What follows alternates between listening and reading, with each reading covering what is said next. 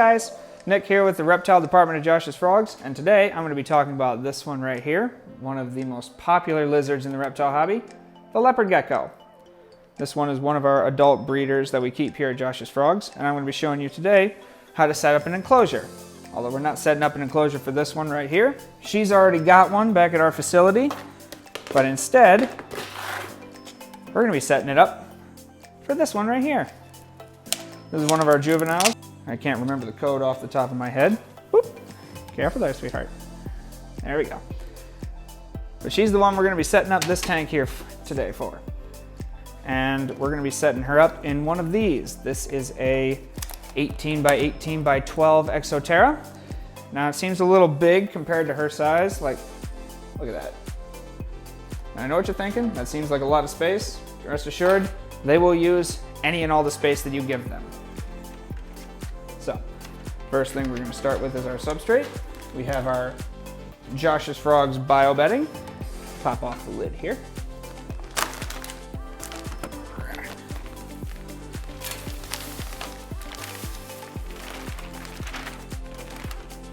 There's one bag.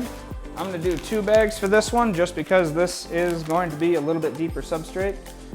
Just because they like to play around in the dirt, so to speak. Deeper substrate also allows for little pockets of humidity, which we'll talk about in a little bit. So right now, I'm going to get all this dumped in here.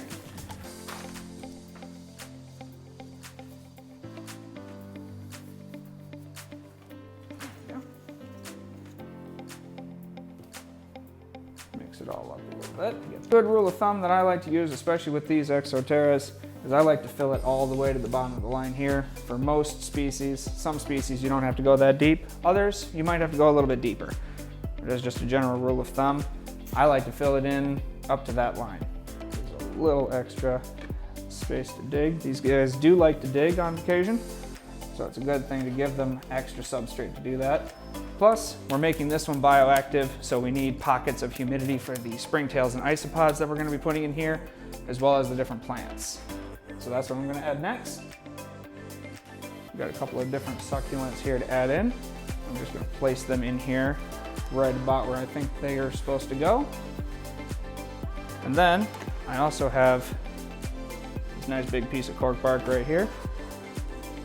Fit that in. Now I'm going to plant the succulents.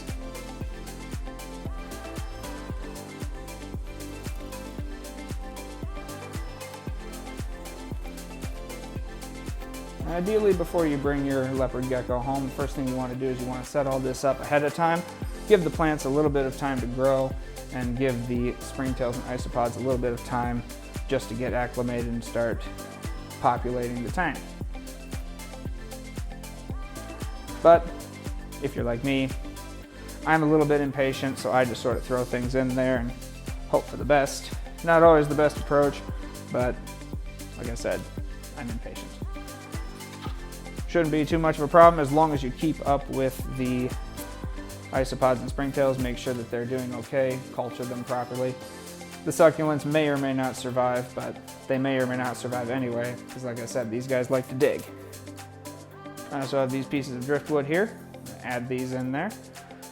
Give them a couple of different climbing opportunities, just because these guys can and will climb if given the opportunity.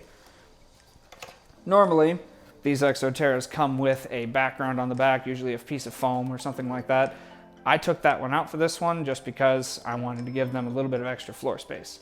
And I've got these bigger pieces of wood here, so I'm going to compensate for that way. Next, we're going to talk about temperature.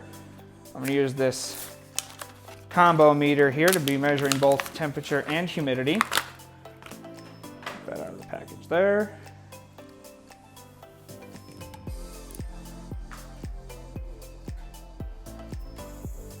Stretch out that wire just a little bit.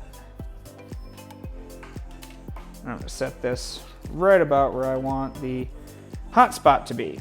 We're going to be using one of these halogen mini domes here with a 25 or 50 watt halogen bulb included.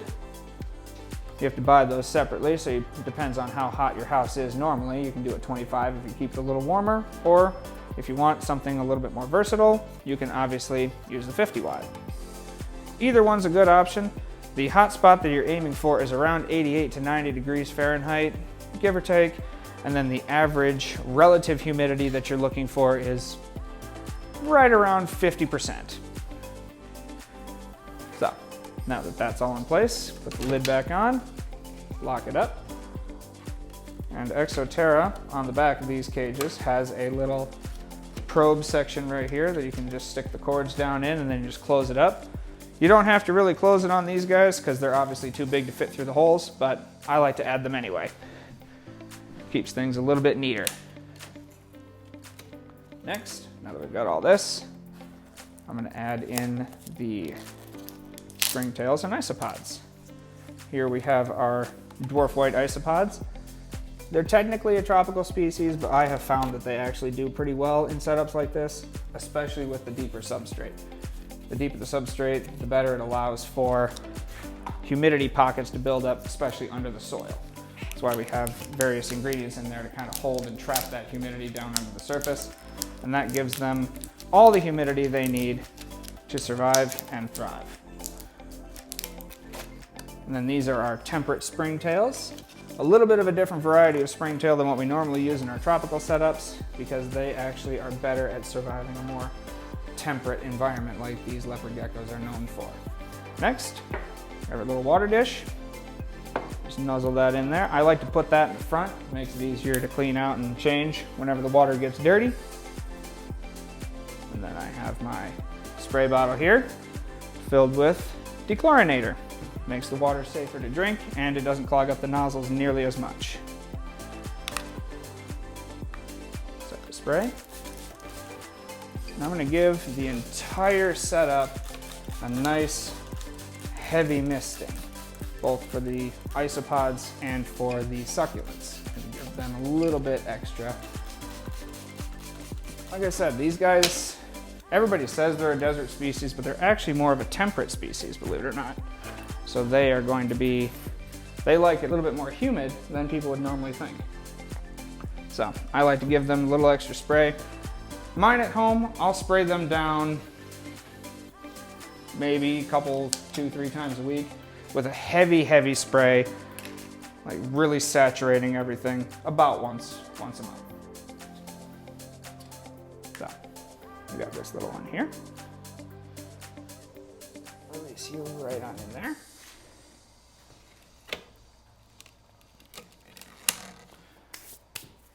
And then that's how you set up for a leopard gecko here at Josh's Frogs. Thanks so much for watching this video. Here at Josh's Frogs, bringing nature to your doorstep is more than just our mission, it's our passion. We want you to have the most successful experience possible, so we're going to be here for you before, during, and after your purchase, whether that's with our captive-bred animals, plants, insects, or the wide variety of their care products on our website. You always have access to our dedicated customer service team, on-site nature experts, hundreds of free articles via our blog, and many more videos right here on our YouTube channel, so be sure to subscribe. We're always happy to help. Just shoot us an email or give us a call. You can find all of this information and more at joshsfrogs.com. Thanks again, and see you next time.